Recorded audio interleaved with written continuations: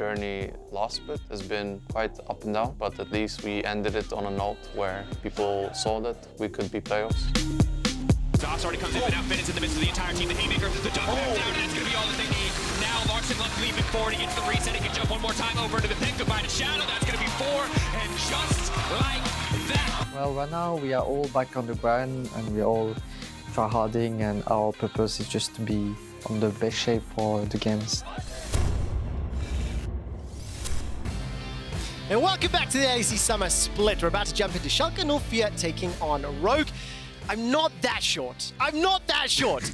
Oh, you saw that? Whoops. Yes, yes, I did.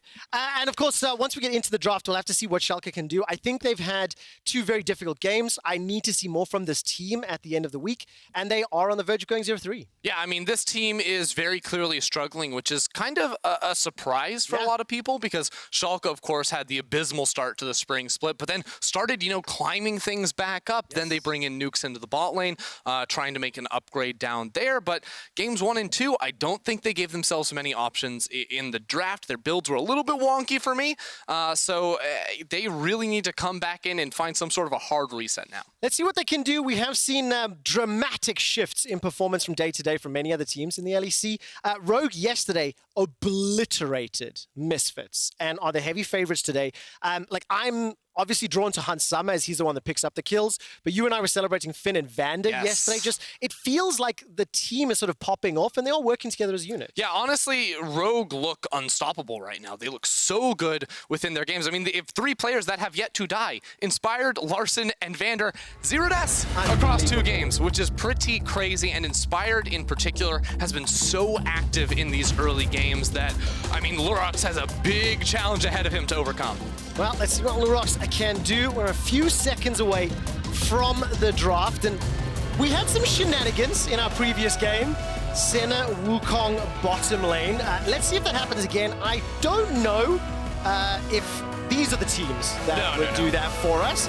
So where would you like to see priorities? Yeah, so these teams have been very standard so far. You look, scaling mid laners, a lot of Aphelios down here. We got Enchanter supports, all that jazz. The biggest difference, I feel like, comes between these 2 junglers in how they've approached the game. Lurox has played a Graves and a Kindred, so some marksman junglers that are looking to scale, whereas Inspired has been on the Rek'Sai and the Trundle. And if you allow him on these champions and just take a scaling option against him, he is going to go on a rampage through your jungle and through your team. Okay, so a lot of priority then. You can see the Trundle already moved from the pool, and the bot laners of Kalista and Varus taken out as well. Graves finds himself on the ban list, and now the Syndra. So Ezreal, Yuumi, Aphelios, the flavor of the week are all still up and options to be considered.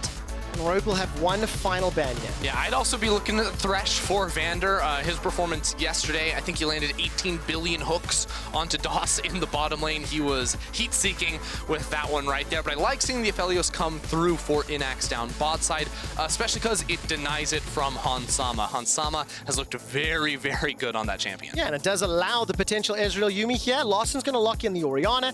Yuumi has now been locked in for VandeR. Obviously, with the AD locked in, they guarantee themselves that combination.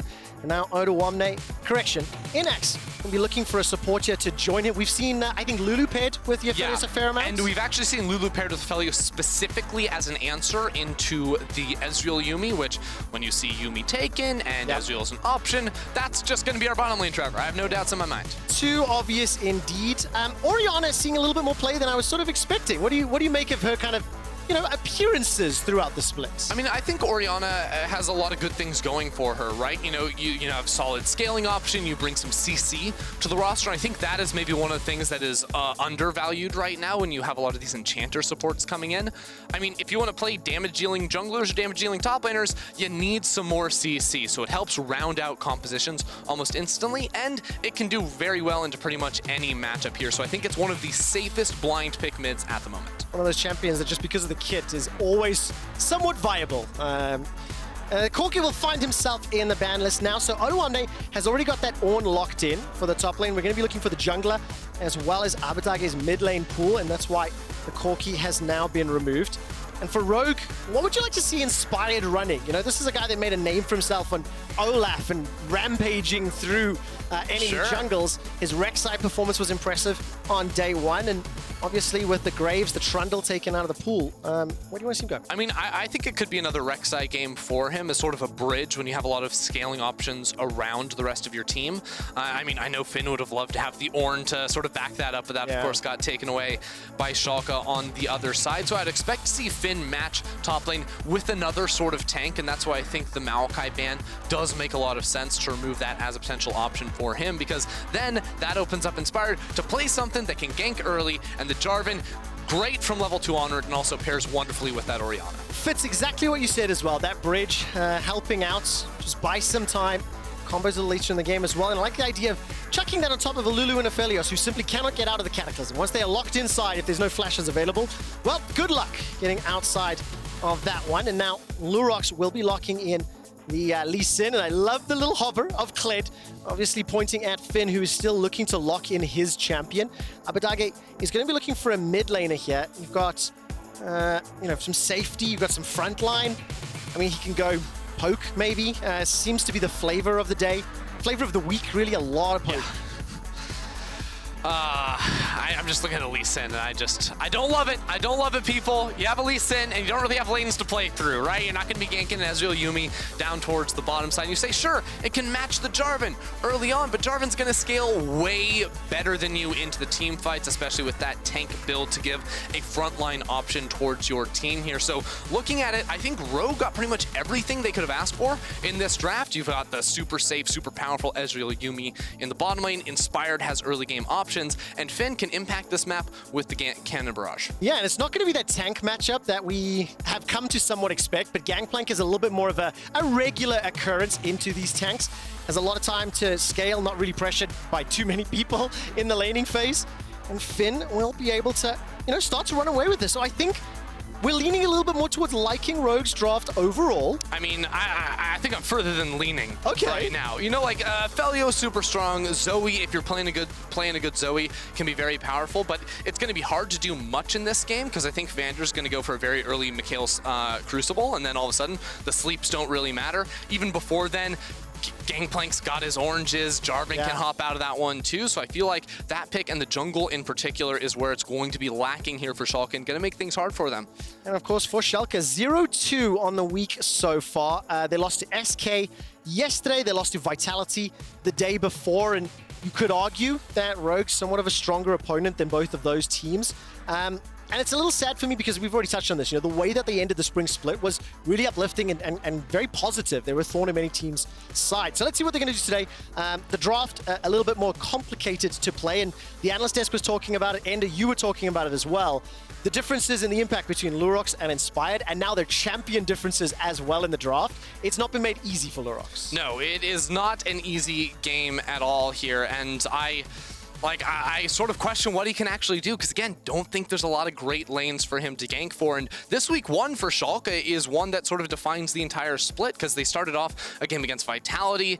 Then yesterday, of course, they had their match against SK. These two teams that were very low with them in the standings that they had passed by the end of spring. And clearly they are underneath them now. And now against Rogue, who've looked so good, it's not going to be easy. Medic said it yesterday. A sixth of the entire split is this weekend. 3 out of the 18 games. Quick update for everybody. As you can see, we are not in game just yet. Unfortunately, one of the players has had a problem connecting to the server, so we are busy triaging that and working through it. So it gives us a lot more time to talk about the teams on the Rift, the champions as well. And we still got ourselves 4 games to play before we round out Super Week. I saw a few messages on socials. Week 1 and Week 8 of the regular season will be 3-day weeks. And we do have a break week after 4 weeks of the season. Go check out lollysports.com. I realized I got way too complicated. I don't have a graphic for this. But yeah, these this week and then the last week of the splits, we'll have 3 days of games. I can see the players jumping back into the lobby. So hopefully we'll be able to rush through the draft and get ourselves in here. Which player do you need to see perform on Schalke's side? Does it have to be Lurox to make this Lee Sin work, or can he just hope that his laner survive? I mean, honestly, I'm not going to put the faith in Lurox in this game. I really don't think it's a game where he can have a huge impact. Instead, it's going to be Innaxe 1v9. He's got Aphelios, you know, all 200 years. He's got a Lulu beside it. So, you know, that champion, if you give him enough items, if you give him enough time, can be super, super deadly. But yeah, he's the one I have to look at to do the heavy lifting in this. Let's turn our attention to VandeR. Yesterday, his Thresh was impeccable. He's playing the Yuumi today. It's both... Another skilled champion. It's both fun and sad at the same time, because there is a little bit of skill expression. There's a fair amount of skill expression in team fights on the Yuumis, Sure. and you know, especially if this does go late. But like, how do you feel when you see VandeR's performance yesterday, and then you see he's on the Yuumi duty? I mean, I'm a little disappointed, obviously, Trevor. I like hooks. Hooks are fun. I have a great time with those. But at the same time, I look at Rogue, and I've been so pleasantly surprised with this week 1. And you know how powerful Ezreal Yuumi is going to be in the bottom lane. Like, sure, the focus is off VandeR in this game, but now it's like, well, who else gets to have fun, you know? Finn's back on a Gangplank, so he has a little bit more power over this game. And, of course, Inspired, I have a huge magnifying glass on because I think he's been one of our best performing junglers in week 1. Yeah, definitely. 2 games played, 2 victories already, taking down XL as well as Misfits yesterday. Just another brief update if you are just joining us. The players are reconnecting to the lobby, getting themselves through picks and bans, loading into the game. Player reported issues connecting, so League officials are working on solving the issue, and we'll be getting back on the Rift as soon as we can. It's always a journey to get onto Summoner's Rift in this troubling time. And also, you know, just a little extra context, of course. Like, we've returned to the studio for the first 3 days. Half of our production team, or a portion of it, is still working remotely from home because of the restrictions for COVID and you know, putting safety precautions in place. Teams and players are playing from gaming houses, so it is a whole different setup once again. Just for some context, not an excuse, as it were. But can we just take a moment to appreciate how much of a banger this is right now? Like, I can't help but, you know, move a little bit, you know? Yeah, definitely the case. Part of the reason that we're also, you know, on the spot is we're waiting for the analyst desk. I'm going to just wait for the queue. Are they ready? Yes! Sjokz and friends! Save me. Bye. Hey, we've been sitting minutes to relieve. We're still here. Yeah, this is so great. I love Quickshot. You know, the analyst desk is finally ready. We're like, all right, when are you guys gonna... Ender's like, I'm dancing. We're like, we're waiting. Ender's like, wow, the song's such a jam. I'm not gonna lie though, I was like chowing down on some watermelon outside.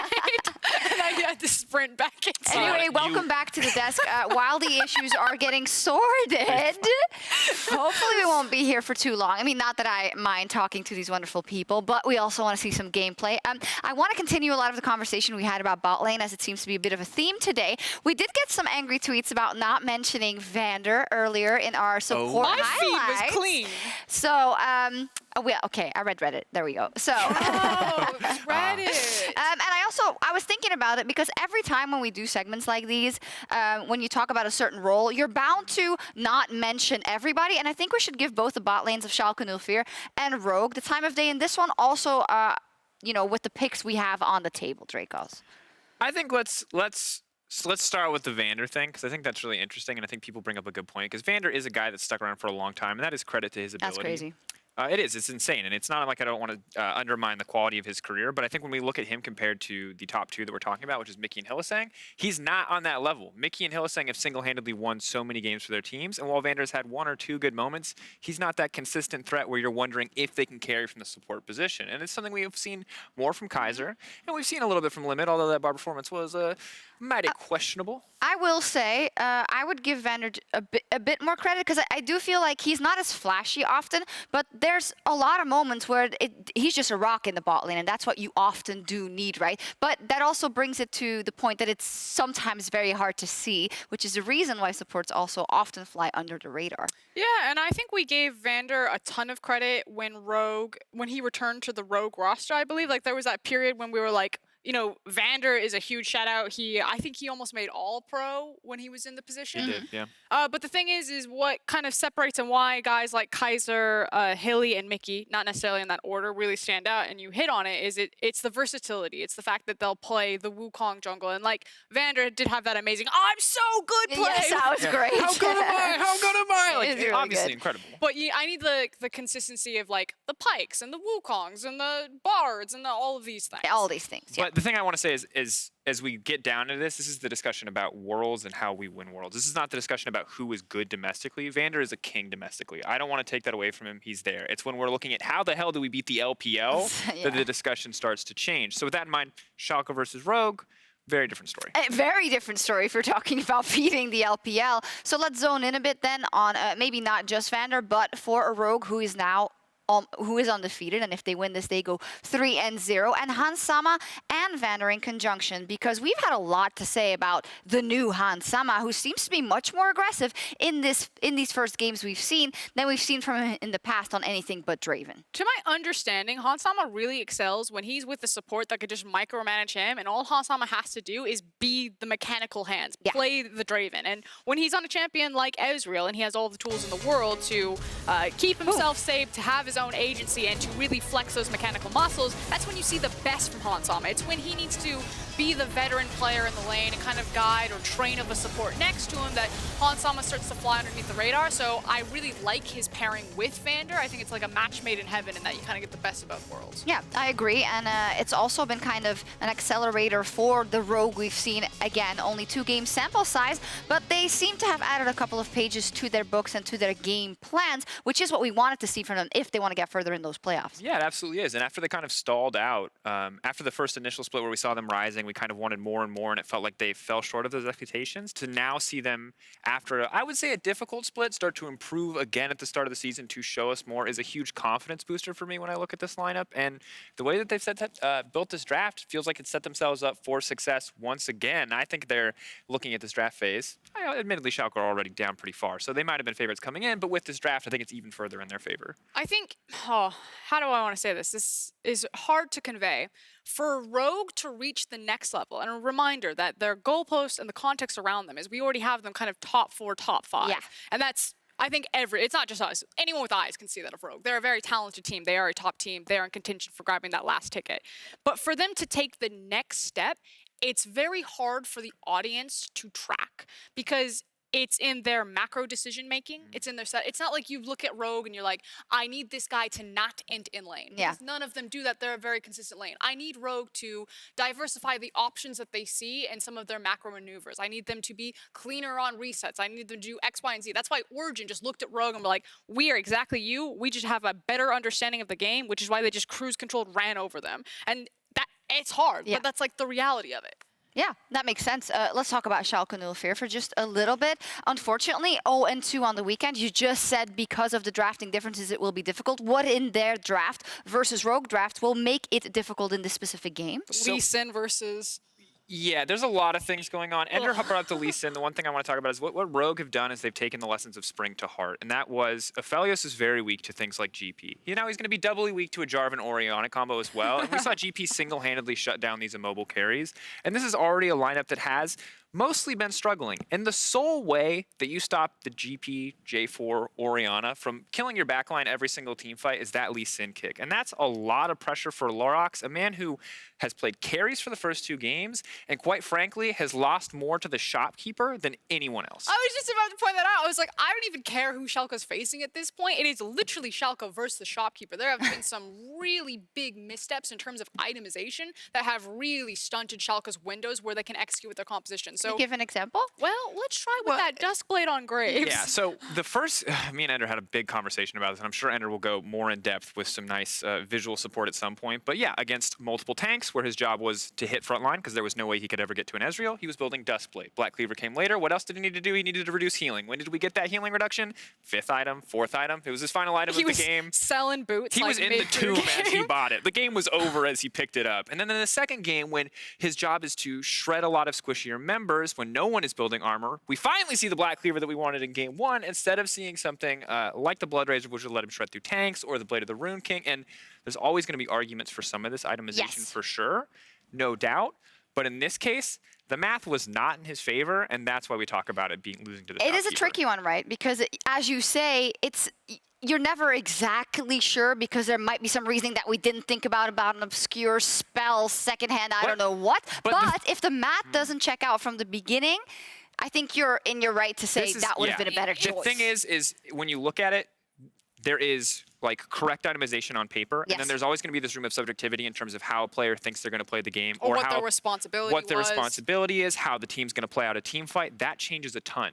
But if they're not going to come out and give you that context, then on paper, this is objectively stupid. Froskurinn, with you having coach background, do teams go as in-depth when they come up with a plan? They go, okay, this is the composition we're going for. These are your responsibilities. This is our plan when it comes to mid, early, and late. And central items for you is this, and this. Because you kind of, they have to know they're pro players. But is this something that could come into play when you're working on the game plan? So the fun thing is like coaching, no coach will ever do the same thing for any organization at the same time. Like my job as a coach is I would pull Kaabe into a room. I'd be like, Kaabe, you're what the team is built around. You need to perform. I know that's a ton of pressure, but I believe in you. No one else is around, just me and Kaabe. I send him out. I pull VandeR into the room, like, VandeR, you're it. You're the carry of this team. I need you to step up. And it was about managing egos. And sometimes the coach's duty is just kind of being that babysitter. The coaching staff, let me put it that way then. I think for itemization specifically, unless you have... You have hardcore analysts that will sit and do crunch. Like, teams will have analysts who just sit there and all their job is to just do the math and then hand it to the players. But oftentimes, like, the players will always know better than the coaching staff. It is so rare that the coach will ever teach the player something that they didn't know. Usually coaches are there, again, for conflict management, for helping soundboard ideas, for teaching the players that with all of this information, all of this knowledge, how to funnel it in the correct direction to get success. It's teaching them how to learn. And that's something that teams struggle with all the time. Why do our teams suck every single time we roll back over into a new split or into a new season? It's because teams, like, players can only condense so much information. In scrims, you're just scrimming constantly all the time, but these lessons, they don't stick. That's why when people make roster adjustments, you suddenly see teams rise to the top instead of a very slow burn. It is so rare to have something like Mad Lions happen. So huge shout out to Mac. I don't know what's happening there. I don't have visibility of it. Magic. But no, it's so rare. Think about it. The only way to beat G2 and Fnatic that most teams are going to take a crack at is their combined intelligence of all of those players. We need to somehow get to that number. And the only way that I know how to do it is not to teach a player to get that number, but to find a player who already has it. So they'll make roster swaps all day. But that doesn't save you money. What saves you money is getting players who are fresh rookie starts that you're not paying out huge salaries for, sign them to your team, then train them up. Sorry. Preach. I feel very strongly about it. I feel like you just let a giant weight off your chest. Yeah, it was like you've been holding that one back. Because I was about to be like, blah, blah, blah, items, blah, blah, blah. But then you went in. No, huge I love how you're just a cheerleader for Frost. At this point, yeah, because I'm like, I can go back to my item point, but it feels a little lackluster after the speech you just gave us, giving Yamato a run for his money on a little the inspiration. I mean, it does seem a bit self-serving, but we have been very lucky in EU, and I think that's also because of kind of the amount of rookies that have stood up and have been full of talent, but also just the infrastructure that is maturing and the teams like the Mad Lions and the Vitalities and this and that are seeing that it's not just about fielding the team or the best player on paper, but it's about the personality coach, it's about the analyst, it's about the chiropractor, it's about the whole shebang. I totally agree with you. And I love that we have so many talented rookies and that we have, you know, the level of competition that can train up those rookies until over time you see them shine. You do have the stories like the Vitality stories. We do have the Mad Lions making the surprise.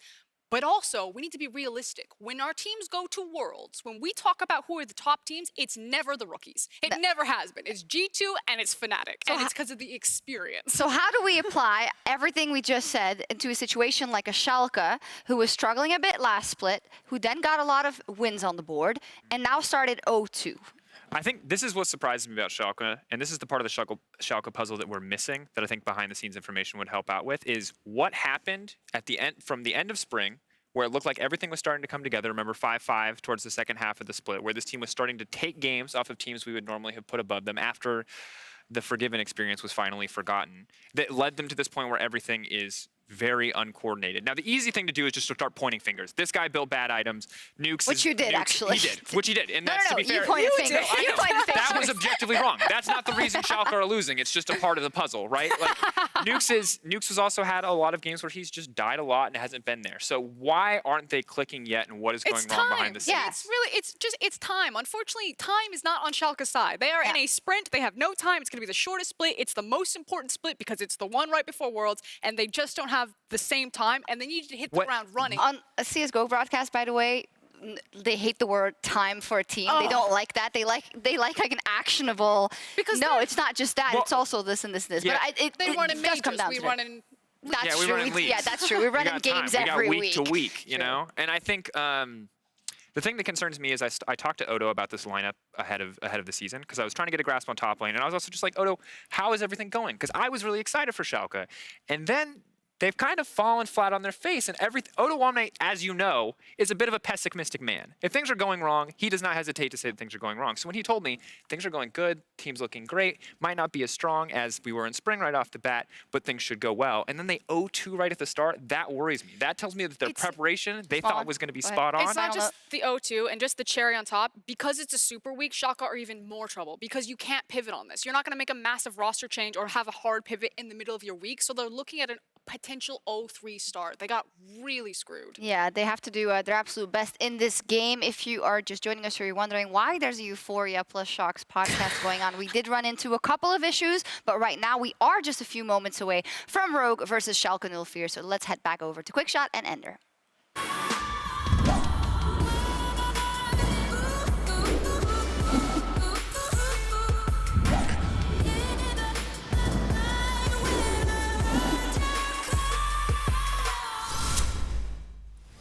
And welcome back to the caster desk and Schalke 04 taking on Rogue. Thank you for your patience with us during that pause, and thank you to the analyst desk, Euphoria plus Sjokz. Very entertaining conversation and definitely a lot of stuff to unpack if we get the time.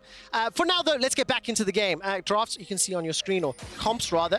The overarching thoughts that we had, and was that Lurox's Larssen may have difficulties finding a way to impact this game. Yeah, sort of looking at what he can do. Like, bot lane's not super gankable. Mid lane, you know, when Larssen's rocking the cleanse, isn't going to be very easy either. So if I was to pinpoint any location on the map where he could try to visit, it would be around that top lane. But again, going to be very difficult for him to get much done here, especially if Inspired is tracking him well inside of the jungle. And of course, Inspired has performed very, very well. A little while ago, the analyst has talked about Lurox versus Inspired as one of the focal points of this game. We were very impressed with what Inspired has been able to do to help Rogue pick up their 2 wins. And obviously, Finn playing this Gangplank, Drakos felt emboldened about how powerful he is, especially against the likes of Aphelios plus combo with the Jarvan. So we can see him trading now. Yeah, because I love how he's playing this early game already. On the GP, you want to trade hard right at the start of the game. Your passive burn gives you so much damage. You can spam with the Qs as well. You can see him trading really aggressively into this Ornn, and you want to do this because if you don't really trade against the Ornn, then he just sort of builds his item in lane and can sort of destroy you. And now with Finn's passive back up again, he's just sort of denying Odoamne of getting towards this lane at all. He's trading straight into his face right now. All right, so the first minion wave, 1 CS picked up. Finn just wants to continue the duel. Manages to throw out yet another parlay, starting to walk back. Now, he is losing some CS as well, though. Yeah, but the thing is, the wave is pushing towards Finn's side of the map. Look at all those ranged minions right there. There's a ton, of course, that... you know, Odoamne has pushing towards Finn's side of the map, and Odo being very low means that once Finn hits this level 2, he can look to now zone away with those barrels as well. And it makes it even more difficult for Odo. Inspired is not currently in the top half of the map, but if this wave continues to push towards Finn, more options for Rogue. Yeah, because the thing is, he can just sort of stand in front of his own minion lines as he lands the E now. Ooh, flash for flash, and I think the auto didn't connect, and Odo escapes this life. Yeah, so the auto attack did connect there onto Odo, but because Odo followed or matched the flash, there wasn't the Q able to get out there from Finn. So it was very nearly a kill. But as you can see, again, it's still 4 ranged minions, and Odoamne has to teleport back in towards this top side of the map. Now, with flashes going down, it's important to actually look at what these junglers are doing, because right now, both junglers are on the top side of the map, but Inspired is pathing away, and with this wave stacking up, which was, you know, this big advantage for Finn. You know, if he's able to keep it on his side of the map, it's hard for Odoamne to actually farm it. It's possible now that Lurox tries to look for a dive when that next minion wave sort of pairs up and crashes into this tower. Okay, watching the mini-map, Lurox hasn't made the move just yet. While that's going on, Inspired is currently down in the bottom river. They've both just picked up respective scuttle crabs, and that minion wave, I'm watching a conga line towards Finn. A little low on mana as well, but he's got a powder keg set up to try clear the wave if he's under threat. Yeah, but look at this too. Because of that push in the middle lane, you're now seeing this roam come up from Abbedagge in towards the top lane. There's a huge minion wave here, and neither Inspired or Larssen can try to respond against this. All right, so exactly as you set this up, and Finn is in trouble. Teleport is coming down, though. That is going to be Hans Summer. I think actually, was it interrupted? I think it may have been while that's going on. Finn is able to escape with his life. Inspire's now in the bottom lane. Hans Summer and Van are going to try to put the damage down to Innaxe. He goes down to 50 HP, stays alive. Can he dodge any of the follow-up skill shots? Inspired really wants to chase this one. The flash from Nukes to save Innaxe's life, and he gets away unscathed. I mean, Schalke lose so much off of that trade. All their summoner spells down in the bottom side, and Inspired is still here to try and zone them away from the tower and deny those minions. And it seems like miscommunication on the side of Schalke, because if Innaxe and Nukes think they can go and interrupt that play down bot side, they go for the dive. Well, remember Finn playing aggressively and losing his flash earlier? Makes him a juicy target for Lurox. The tower dive didn't work out, but the follow-up does, and Schalke pick up first blood. Yeah, the follow-up is good right there, but I think we need to go back to that initial play because, again, that dive gets called off when they see the TP coming through, but Innaxe and Nukes aren't able to communicate quickly enough, hey, we can actually stop the TP. So that could have potentially been a second death going on to Finn to punish him for going for that early play, and it's these types of moves the O2 team needs to start making in order to climb their way back up. On the bright side, though, early response to Finn's control of the lane, setting up the wave, Lurox reading it effectively. It is a step in the right direction here for Schalke, but now we need to see it continue because even with first blood gold, Rogue are still in the advantage. They're even at the moment. 40 CS for Hans Summer, Innaxe on 24. And Finn just marginally behind. Those mid laners, we haven't seen too much other than Abbedagge pushing and roaming for now. And we can see Abbedagge, again, just constantly pushing into Larssen. Yeah, it's really easy for Zoe to get wave control in this matchup. Because her Q is such long range, Orianna can't really match the poke against her, and Abbedagge can charge it from so far back, walk up to the wave for half a second, take those minions down to half HP, and then walk away. He also gets redemption sometimes, which helps with the wave. Literally feels bad, man. Random redemption in lane keeps Abbedagge topped up, but look at Inspired. He's waiting around. No flash for either bot later on Schalke's side. Innaxe is going to be able to put some damage down. Hans Summer's chunked, and a polymorphed Inspired is then sent packing. Lurox is here now, but they can't continue. Yeah, so that is a good read from Lurox, you know, probably getting called down there, seeing Schalke's lane is pushing away from them to try and match that and make sure they can bounce that in towards the tower. But the thing I'm going to be looking at is in the next 30 seconds, Finn should be taking over towards level 6, and that means those bot lane plays against a flashless, you know, Lulu and Aphelios are going to be deadly. We actually heard Drakos talking about it on the Analyst desk during our extended break, that Gangplank is a super good answer into Aphelios, because, you know, he just gets slowed down from a mile away, and you can't really itemize against it. It's not like a QSS can save you from a Gangplank ult, and that makes it very hard to escape. Yeah, Inspired is nearly level 6 as well. Cataclysm on top of any potential follow-up. Innaxe and Nukes flash cooldowns 2/3 of the way towards being available. And the Ocean Dragon will get picked up here by Lurox. Hans Summer trying to make his way towards the river, but is zoned out by Innaxe as well as Nukes. And Inspired now starting to push up. The flash photo will be up in just a moment or two. Both top laners have hit 6.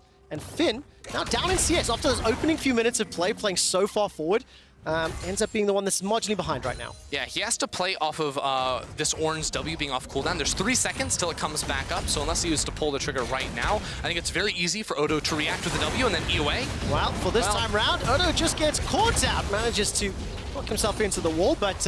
Yeah, the key difference there is Odo leads with a trade in the W. You can't run away from that one whatsoever, and the flash just comes up. And that's a good punish there from Inspired, who now gets to walk freely into that topside jungle. So a little bit interesting to see him forget about the bot lane for the moment. He knew Lurox was down around that side of the map, hearing the dragon go down, of course, so is able then to make that play happen topside. Yeah, and of course, Hans Summer and VandeR doing fairly well in this matchup.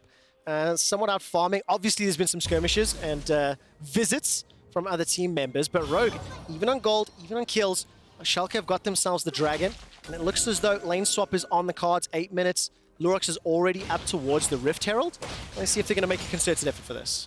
Yeah, now remember again, the TPs for both top laners are going to be down, but... Oh, actually, Finn also used the Cannon Barrage. So it's actually going to be Odoamne in about a minute's time who will be able to react with something up around the top lane. So Schalke's best play here, I feel like, is try and wait a little bit, try to get that ability to come on back here, unless they can work with Abbedagge's mid lane priority. If he pushes that wave in, they can also try to move that one up. Yeah, we haven't looked at the mid lane all too much. Other than Abbedagge's roam, they're even on CS, they're just farming their way up, waiting to find some impact elsewhere in the game. And Schalke, they've got a somewhat numbers advantage toward the top lane. You can see Lurox pushing into the enemy jungle, and Inspired is up in the top lane as well. Yeah. So some shenanigans afoot. It's also classic Inspired to just go hide in side lane brushes now, as Lurox is the one who is trying to find an angle there, but will end up backing away. And as you can see, Odoamne's teleport coming up. Let me get the 40 seconds away. So once that one's up, I think as the blue side team here, it's way easier to enter in towards that Rift Herald pit. I think Schalke should get this one pretty easily. Does it feel like they're taking a lot of time to kind of set this one up, or they're just waiting for the waves? They're just waiting for the teleports and the waves, right? Because as soon as you can guarantee you have a numbers advantage, which they're going to be able to know they have a very, very soon, well, then it comes foolish for Rogue to try and contest them here. Well, Rogue are going to clear out the wards. There's no movement from Larssen. Inspired's going to step forward, and Schalke, Demacian standard forward if he wants to. Prowling projectile 10 seconds away from teleport. Some time. Rift Herald goes low. Schalke are nervous. Schalke are scared. True Shot Barrage will go out. Rogue have been literally able to brute force their way forward. The Rift Herald is taken out, and the Shockwave does some damage to Lurox. There's the teleport coming down from Odoamne. There's no Cannon Barrage. There's no reply from Finn, and the Call of the Forge Guard will just be sidestepped. Flash away from Hansama. They manage to get the kill, and exactly as you said, numbers advantage in using the TP. Yeah, I feel like Schalke were just a couple seconds early on that one. Would have allowed Odo to come in sooner with the teleport, but they do get the kill, and also Lurox lands the smite. I think he actually went for a ward hop there to make sure he could pop the eye right there and combo that one down with the smite. So very good stuff from him, although I have to say I'm a little surprised not to see him drop the Herald here with a big wave stacking in towards the top, knowing Inspired could not be around to try and protect here. They may have been able to deny some minions. Well, with all of the discussion from Draft on this Lee Sin, and the impetus that he had to find a way into the game, 2-0 for Lurox. Rogue are still farming up a storm. Yes. Cannot deny they're scaling on their side, but there are significant signs of life here from Schalke. Yeah, I do think we do have to give props to Lurox, because this was not going to be an easy game to play. And the pivotal moment actually was Finn going very aggressive in the top lane. And that, in a lot of times, is going to be great, right? He was winning that matchup very well for himself. But the difference was his jungler was playing towards the bottom side of the map. So even though he thinks he's trading up, the fact that Lurox can easily visit that top lane and Abbedagge has such an easy time controlling that mid lane wave made it one of those moments where Finn is trying to be the hero, trying to get that solo kill. He was just 1 Q away, half a second, and he does get that one, but ends up being punished for it because the team did not have that in mind. Now, the team does have it in mind because TP and Cannon Barrage is up. So Sure. For that previous Rift Herald play, wasn't available. Really good coordination on the Schalke side. And Lurox is going to make his way to the top lane. Still got that Rift Herald in the inventory, and Innaxe will get some damage down, but there's enough defensive options from Rogue. And remember, Cannon Barrage and TP is a moment's notice away if Schalke are thinking about anything. Yeah, but this is why I was thinking, hey, maybe you want to place the Herald sooner, because you did use that TP. Now, Abbedagge, who has the Unsealed Spellbook, but his main summoner spell is going to be the Flash and the Teleport, did use that to work in towards mid, and I was thinking maybe they try to go back towards topside, but instead, with the Infernal Drake spawning, he's going to be running down towards bottom lane. He's going to try to use this really thick wall to land a Miracle Bubble. Okay, Finn's going to be able to back away for now. A lot of damage from the paddle start. Sleepy Trouble Bubble will be eaten in Origin. It's okay. Finn now has to get away from Call of the Forge God and forced to flash. Abbedagge can consider a chase, decides against it. Yeah, so let's talk about that for a second, because in most cases you're going to see Zoe lead with the bubble there, but of course she's playing against the Gangplank, so you don't want to lead with the CC. You want to try and hit him, surprise him with that paddle star from far away, but I think Abbedagge had also picked up an Ignite, so he made sure the orange was not going to heal for full by placing that Grievous Wounds. Now the Herald will go down in towards the bottom lane, and Ornn, he gets some money. That's all right. That turret's going to go down and set themselves themselves up to continue play. I mean, Odoamne is so happy right now. Got a CS advantage, got a Sunfire Cape completed, Tower First Blood Gold as well. And, you know, just has had the support from Lurox as well as now Abbedagge to get ahead of Finn. I still reserve the right to say I would prefer to have that money on Innaxe Absolutely. 2 minutes ago. But it ends up working out for Schalke still. Well, Finn is going to pick a fight for now. Continues chasing down. No flash for Odoamne. I think this is going to be a long chase. There's no support for Rogue anywhere else in that quadrant of the map, so Finn's going to back out. And Schalke have got themselves a 1,000 gold lead. They've got themselves the first out. They've got 2 dragons. I was actually not prepared for what I'm seeing, and this is really good. It shows an ability to bounce back from 2 very difficult days. Yeah, I do like the early game a lot so far in this game. While a lot of the conversation has revolved around Lurox, I think Abbedagge vacating his middle lane has been a big deal in trying to punish Finn a lot and knock him down, you know, 20, 25 CS at this point in the game already. Now, the bad news for Schalke is that I think they rolled probably the worst possible soul for their composition with the Mountain Soul coming on through here, because let's face it, none of these guys are building tank stats, so all they're going to be doing is multiplying the base resistances they have on the kit, and it's really just Odo that's going to be happy with that one. He's the one that is currently the happiest in the game. We've actually not spoken about the duo lanes for a little while. Innaxe and Nukes have really been farming catching waves along with HunSummer and VandeR, but HunSummer is still 30 CS up, 1.5 items for the time being. iEdge was just completed for Innaxe.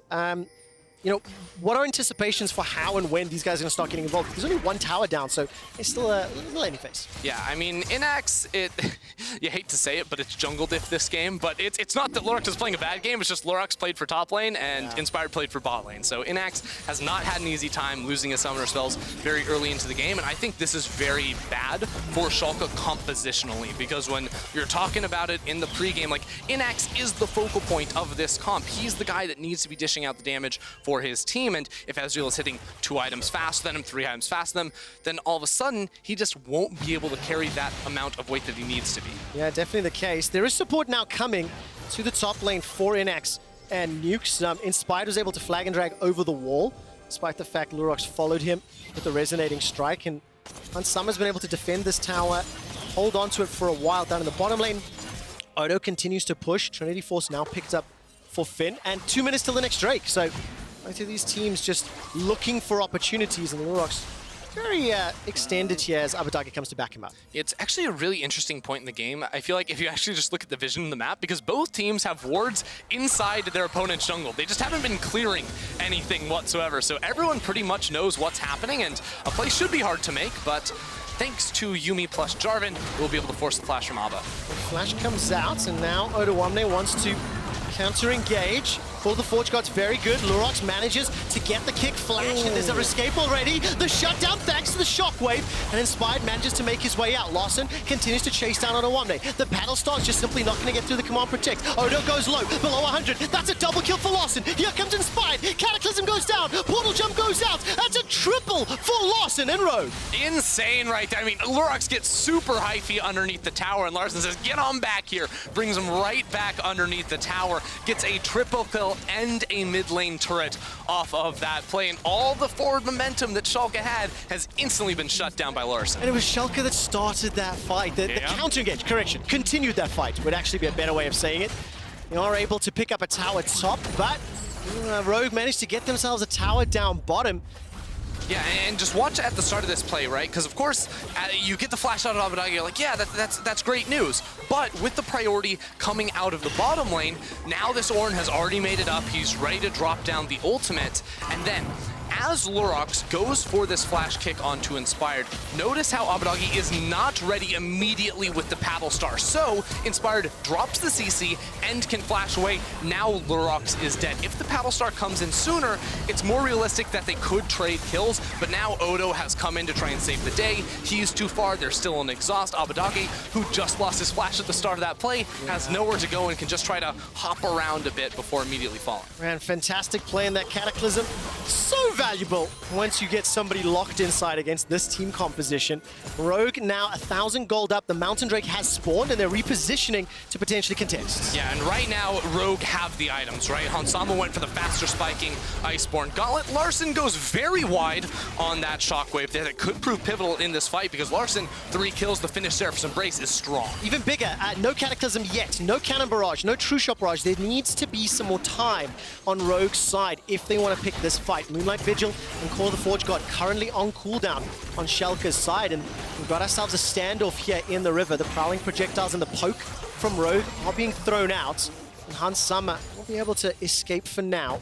Schalke will push Rogue back. It felt like Rogue just wanted to get mid-control. So much damage onto Hansama. Mikhail's Crucible. Yeah, exactly it's like over. you said, Ed. Like, Rogue have now hard-countered Zoe with their items because you have Mikhail's Crucible on your support, and now Larssen has the Seraphs to soak up all that damage too, and the cleanse on top of that. So this is going to be their fight for them. Larssen's ult up very soon. Yes, definitely. True Shot Barrage has already flown through the pit.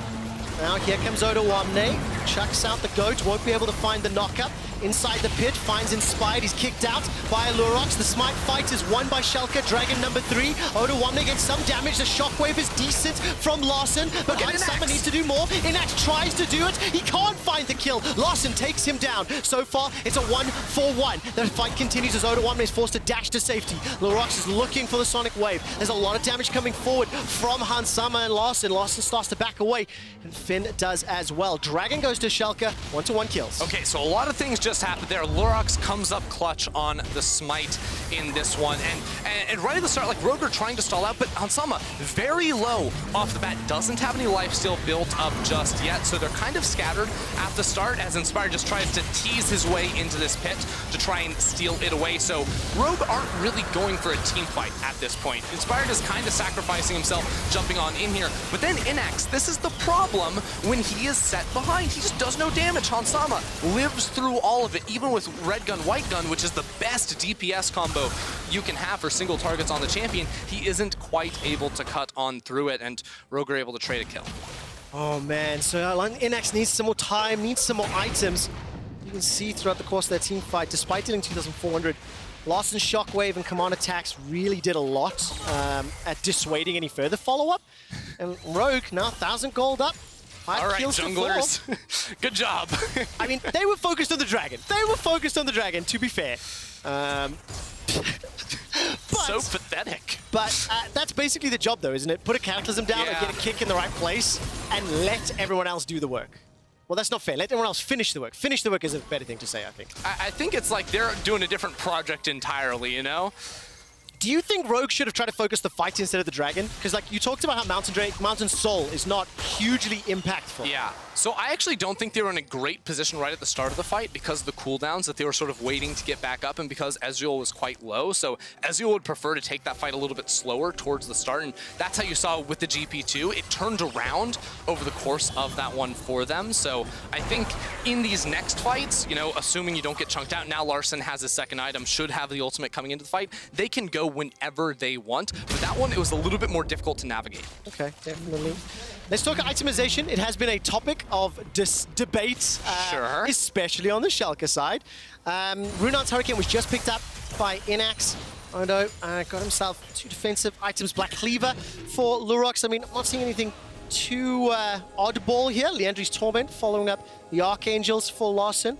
Anything to call out that you dislike yet, Mr. Froskurinn? No, honestly, I think everything is really fine here. The one thing I do find a little bit odd is actually the Mikhail's for Nukes, because there's really just one big CC you can interrupt with that, and that's going to be the ultimate coming in from VandeR. Of course, you can try to use it to remove some of the slows coming by too, but that is a little bit odd to me. I think I would prefer to see him go all aboard, you know, really buffing up Innaxe here with like Ardent Sense or Redemption, etc. Especially when you consider all the AoE damage coming through, Redemption would have a really high value in this game. Yeah, especially if you've seen multiple team fights really take a long time to conclude with the way that this is playing out.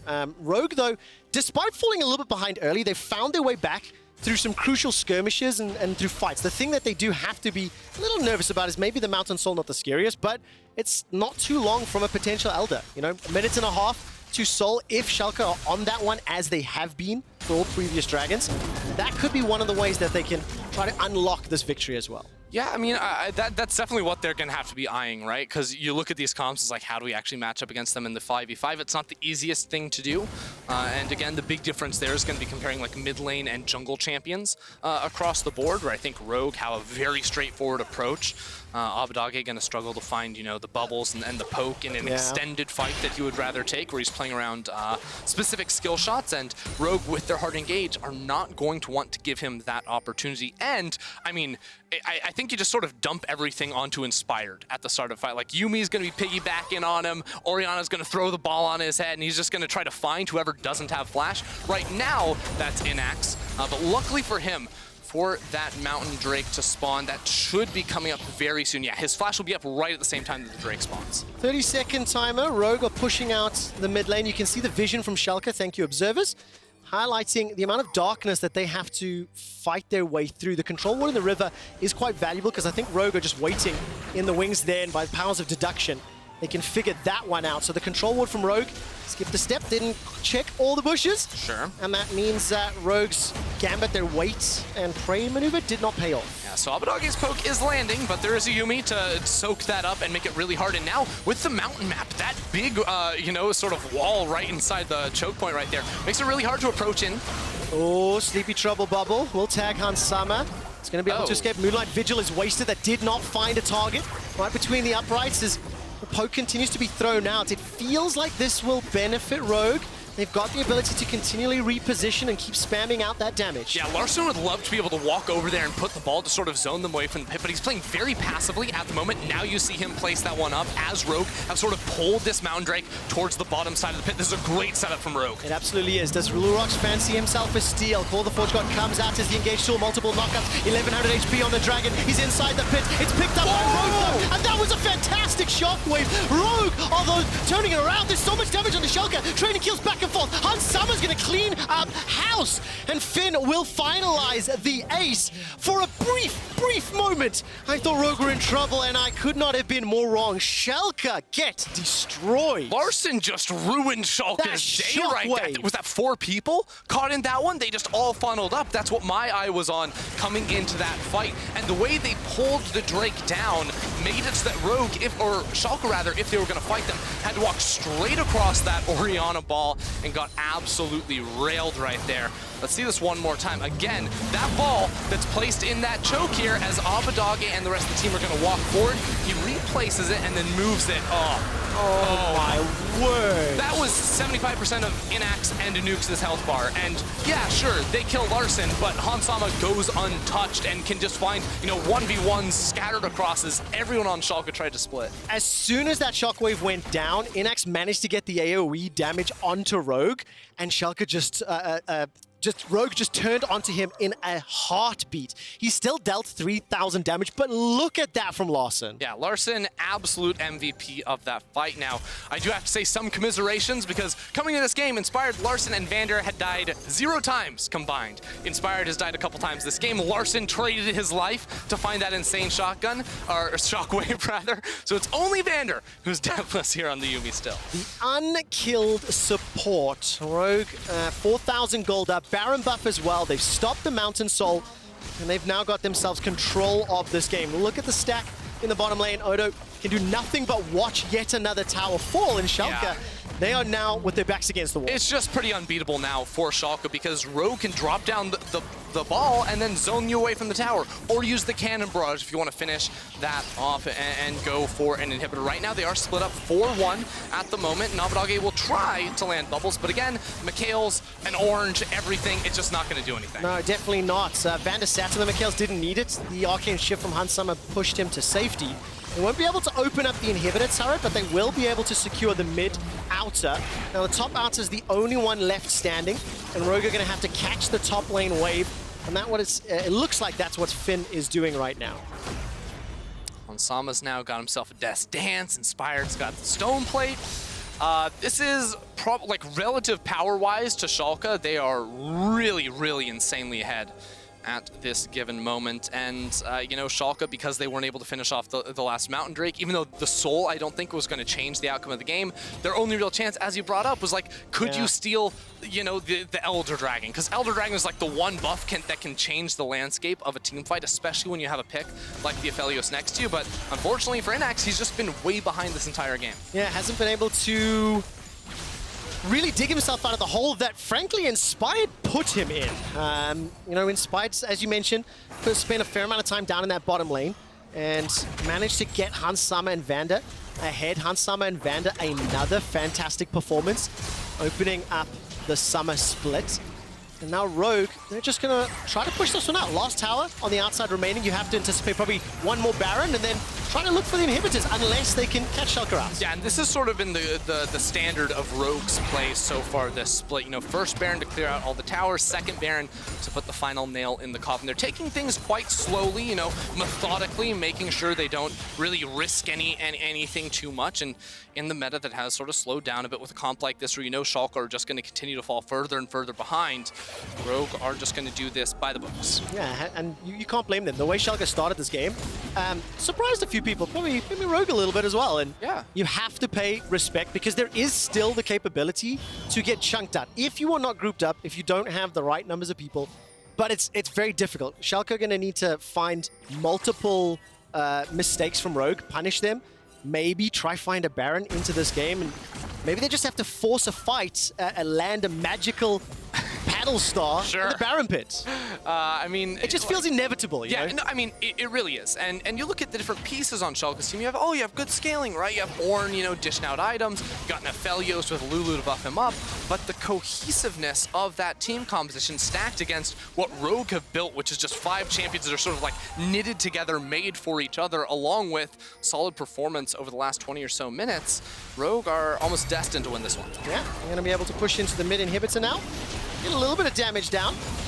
It's going to be a dash forward onto Lurox, and the tower is just about to fall. By the way, Abbedagge is still in the top lane before the Forge God comes out. Yes, it tags Larssen, but that's one of the most pivotal tools in Schalke's arsenal, not available for a potential dragon fight. And they don't get the tower, but they do at least get that, you know, control. I mean, at this point in the game, Ornn ult is low enough cooldown that he's just trying to zone them off the tower because Abbedagge was trying to clear an extra wave in the top side. But Schalke were probably expecting Rogue to go back for the Mountain Drake. Instead, they're still here to finish the tower. Yeah, definitely. And they managed to escape every single skill shot Schalke fired at them. A lot of damage lands onto Finn there, but now the base is open. HunSummer throws his True Shot Barrage down, and just following those Sleepy Trouble bubbles. They are not having any influence or impact at all. The dragon is just about to fall, I think, as Inspired will finally take that one down. 2 mountains to Rogue. 7,000 gold lead. And look, I'm happy to see Schalke fighting in the early game. I'm happy to see them with a little bit more zest in their step. But I'm more impressed with what I've seen from Rogue over the last 3 games. And the bigger takeaway on the verge of the 3-0 debut to the Summer Split. Yeah, no, I love what I'm seeing from Rogue, you know. I think, you know, consistently Inspired just had very good early game performances. Even if this one, he wasn't like getting a ton of kills, you know, he created a lot of pressure around that bottom side and, you know, made sure Innaxe was set behind, which is exactly what Rogue needed to beat the Schalke composition. Because at the end of the day, they don't really care if Ornn gets gold. You know, Ornn got a Rift Herald donated to him. He got the kill and the dive up top side. But we're at a point now where Finn is still out CSing him because that's just how the game is played. Yeah, now we're going to see Larssen chasing.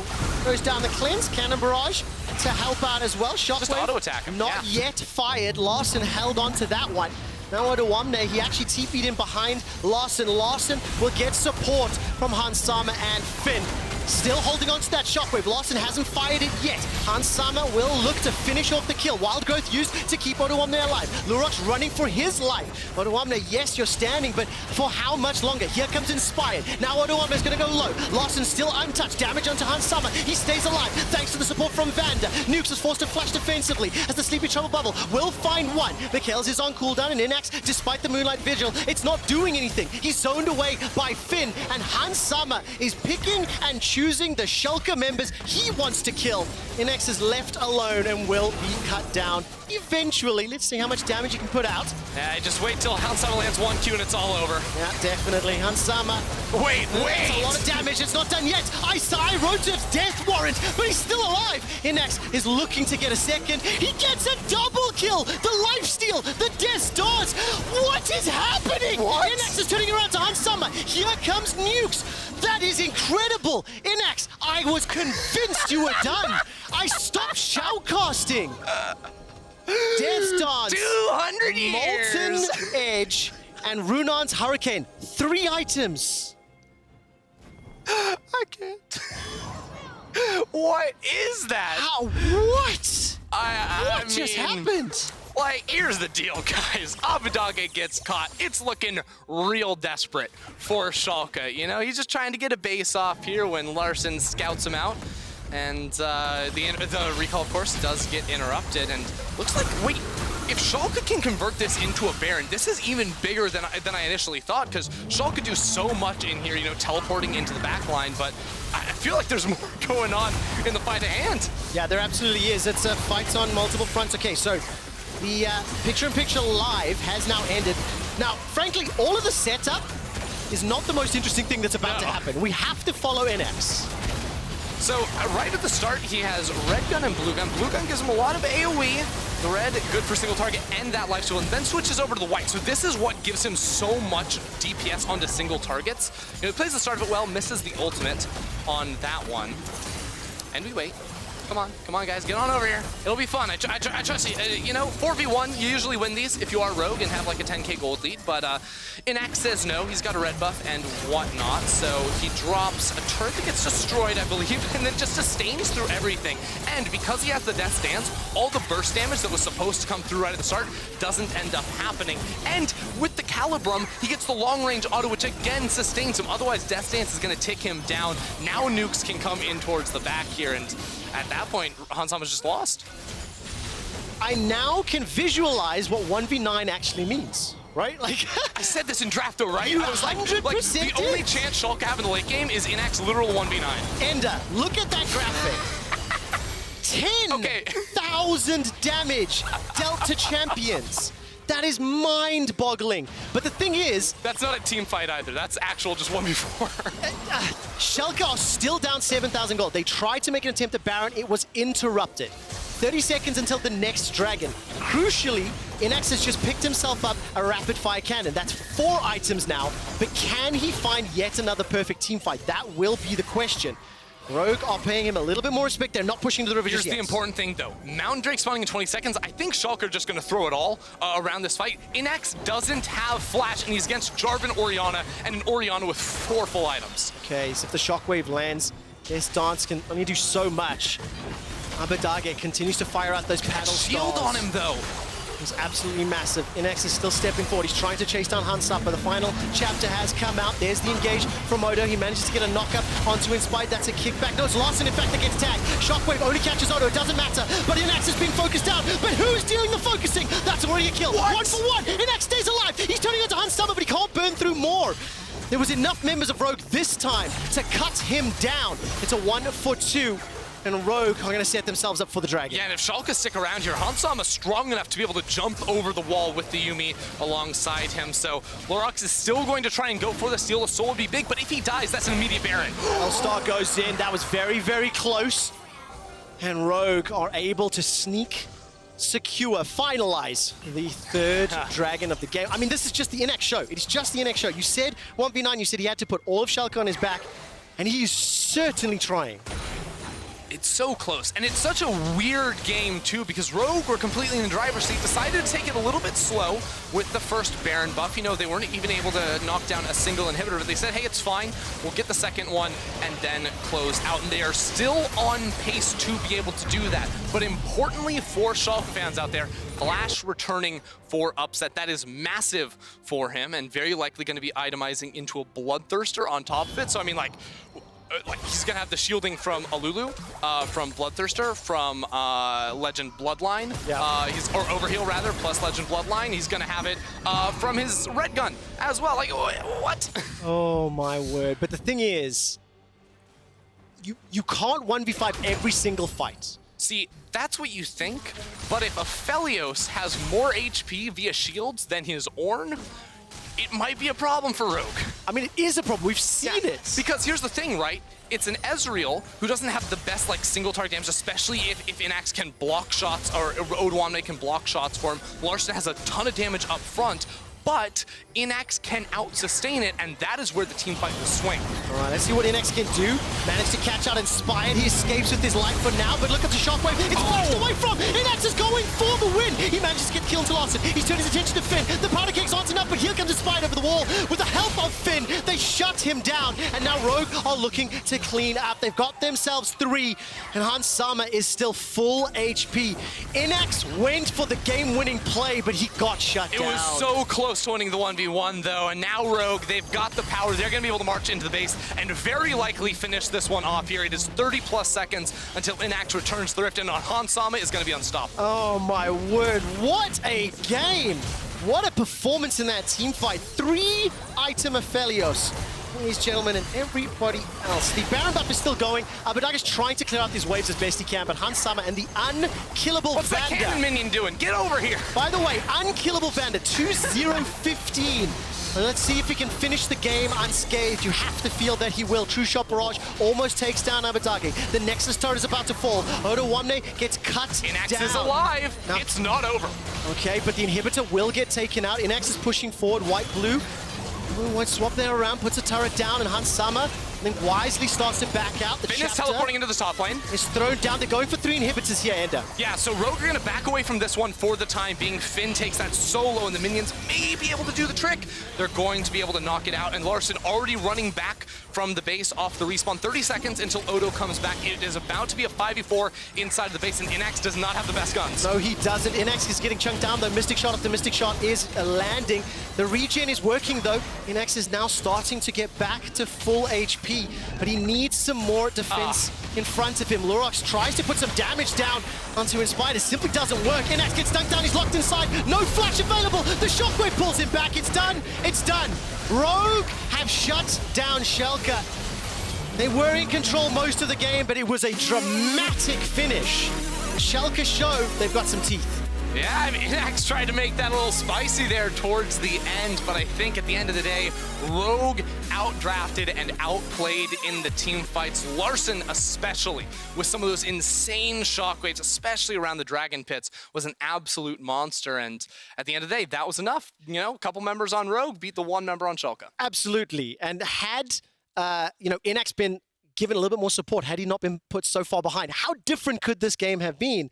Those are the questions Schalke are going to be asking themselves. Look, suggestions or options for key player of the game at LEC on Twitter. Finn, Inspired, and Larssen. The one thing I did like, though, is, again, kind of consistency from Rogue. I think they're playing very cohesively. I think when you look through all 3 of their games, they feel like they are on the same page. They feel like they're making decisions as a unit, and individuals are stepping up. Keep nodding because you won't get a chance to speak. In a few minutes, Finn will tell us more about this crazy game as Rogue finished the Super Week undefeated and currently in first place.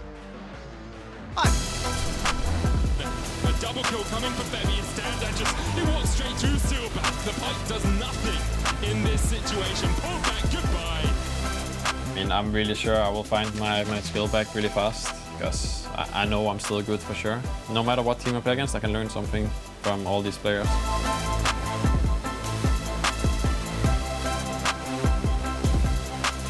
Hookshot comes out. Oh my god!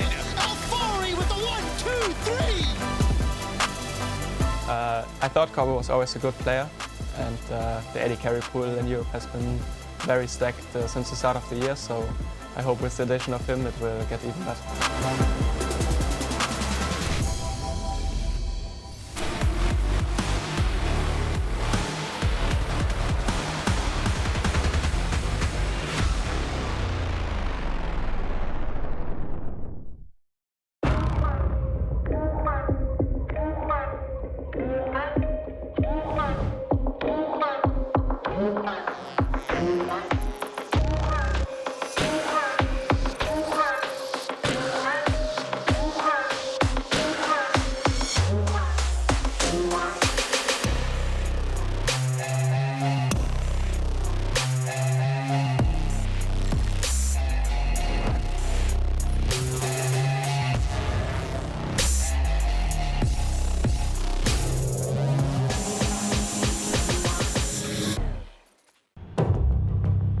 This is my creed.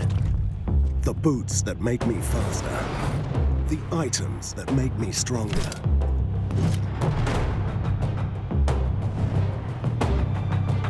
The potions that I drink.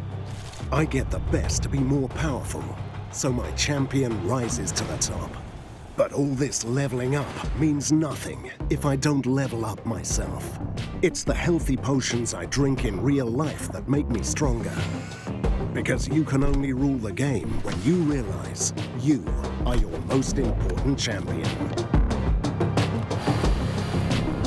To play like a pro, eat like a pro.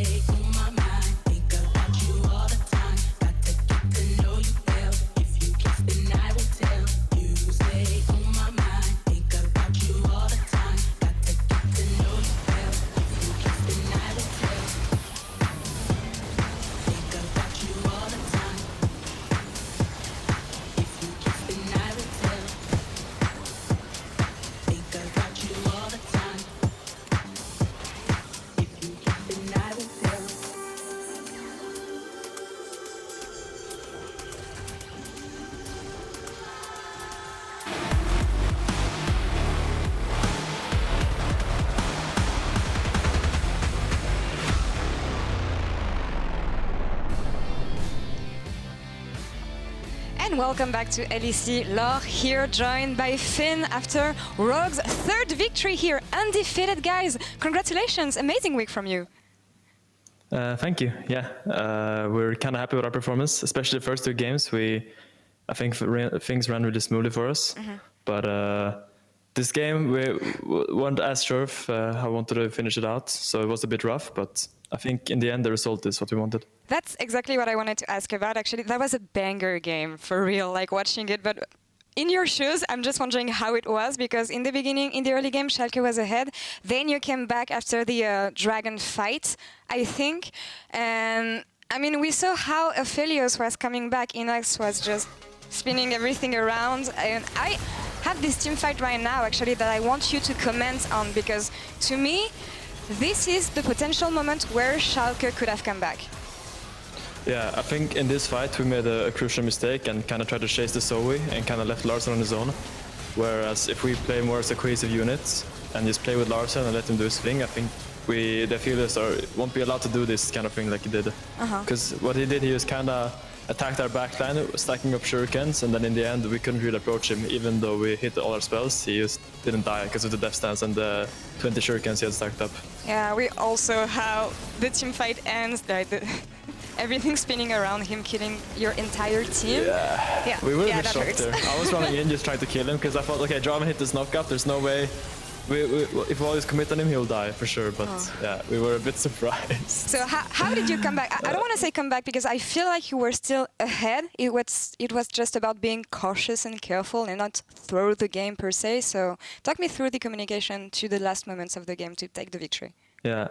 I think we know that if we set up on a point and have to force them to walk into us, then it's really hard for their comp to do it because they have to respect the Orianna ball, the Ezreal Yuumi poke, and the GP barrels that are just constantly coming out. So it was important for us to make sure that we are always first on the objective, and so we don't run into them like it happened here.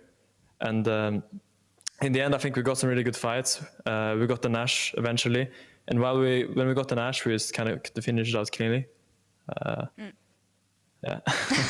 Well, with this victory, as I said, you are 3-0 in the LEC. I want to say you're the first team in the LEC for now. We'll see about the game Fnatic will be playing later to match you guys. But talk me through this week. How do you feel after these 3 games? I mean, I kind of have to say it was a bit expected. We kind of expected to win these 3 games, considering our opponents. I think our real challenge is going to be next week, where we play G2 and I think Fnatic, which is a way tougher week, and we have to prepare even more cautiously. But for now, we're of course happy with how we played, and we're always happy to get these 3 wins. It's very important. I agree, especially in the beginning of the split. It's very important to start on a good note. And I know it's very early to try and draw tendencies already, but I feel like this summer split is going to be even more stacked than spring. Do you agree on that, based on what we've seen so far? I think at least the teams that ended lower last split seem to have way more life in them. SK Vitality, mostly. I think these 2 teams look way better than they did towards the end of last split. So I would say the contention for playoffs is going to be way closer than it was last split. Because last split it was kind of a clear top 6, in my opinion. And then the bottom 4 was kind of out of contention. But it's going to be more of a race, I think, towards getting those last spots to try to go to Worlds. Well, that's awesome to hear. Thank you very much, Finn, for all these insights. And congrats again on the 3-0 on week 1 here. Thank you very much. And Bye. we'll take a short break, and coming back, Misfits will take on Origin. Stay tuned, guys.